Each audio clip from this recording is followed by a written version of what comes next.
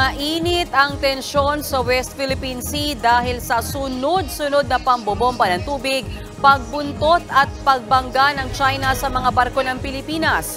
Kabilang nga ang kasama nating si Bok Ed Linggao sa mga nakaranas nito. Tama ka dyan, Bok. Pero bago natin pag-usapan ang pangaras ng China sa mga sinakyan nating barko sa Christmas convoy na mag-atid sana ng pamasko sa ating mga kababayan, unahin muna natin ang 13 beses na pang-water cannon sa mga barko ng Pilipinas. Nasa frontline na balitang yan si Gio Robles. Ito ang halos 30 segundo na video na inalabas ngayong araw ng China.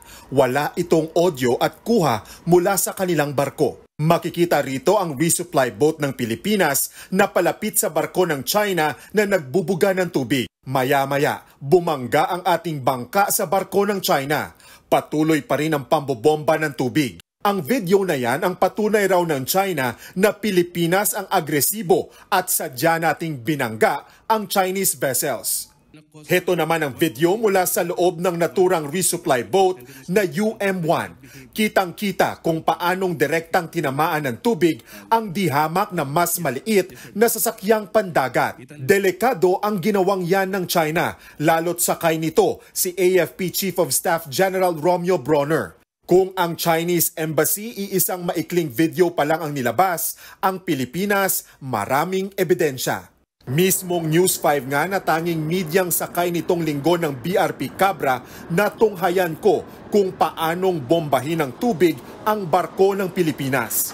Winotter cannon ng China Coast Guard ship na may bow number 21555 ang isa sa mga barkong escort ng resupply boat na Uniza May 1 at ML Kalayaan. Habang binobomba ng tubig ang BRP Cabra, kita rin sa aerial shot kung paanong cornerin ng isa pang malaking Chinese militia vessel ang ating barko. Sa tindi ng water cannon, tinamaan ng tubig ang radar ng BRP Cabra. Pati watawat ng Pilipinas napunit. Nakuhanan din ng News 5 ang pambobomba ng tubig sa ML Kalayaan. 3 beses itong pinunterya na dahilan kaya tumirik ang ML Kalayaan. Hindi na ito natuloy at hinila na ito ng BRP Sindangan pabalik ng Palawan. Bagaman pasok sa ating exclusive economic zone ang Ayungin Shoal, patuloy na ginigiit ng China na kailanman hindi ito naging bahagi ng ating teritoryo kaya walang legal na basihan ng Pilipinas para angkinin ito. Sa huli, success ang Uniza May 1 sa paghahatid ng supply sa BRP Sierra Madre sa Ayungin Shoal.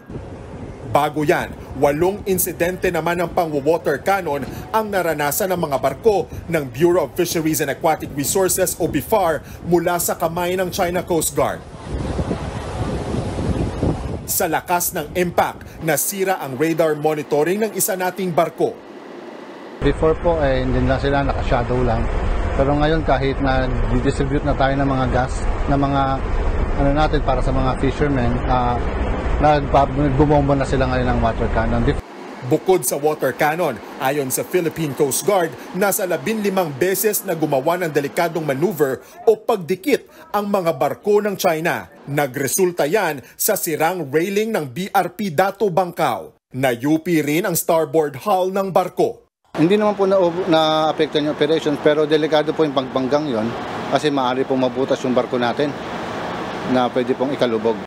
Bago ang insidente, nakita ng Philippine Coast Guard ang mga bagong floating barrier na ito na nakahilera sa entrada ng Scarborough Shoal. Pero sa huli, success din ang misyon ng Pilipinas. Nasa 40 bangka ang nakargahan ng diesel at 70 Noche Buena packages ang naipamahagi ng ahensya. Giniit naman ng Philippine Coast Guard, wala silang planong gayahin ang anilay barbaric attacks ng China. Need to go down to the level of the Chinese Coast Guard using their water cannon to use it as an offensive weapon and damaging the other vessels. Sa pahayag ni Pangulong Bongbong Marcos, sinabi niyang ang pangharas na ito ay nagpatindi lang sa determinasyon ng Pilipinas na protektahan ang ating soberanya at teritoryo sa West Philippine Sea. Tanging Pilipinas din anya ang may karapatan at legal na basihan na mag-operate sa teritoryo. Nagbabalita mula sa Frontline, Gio Robles, News 5. Mga kapatid, Lucy Cruz Valdez po, maging maalam at may pakialam sa mga napapanahong balita sa bansa. Tumutok at mag-subscribe sa News 5 social media pages.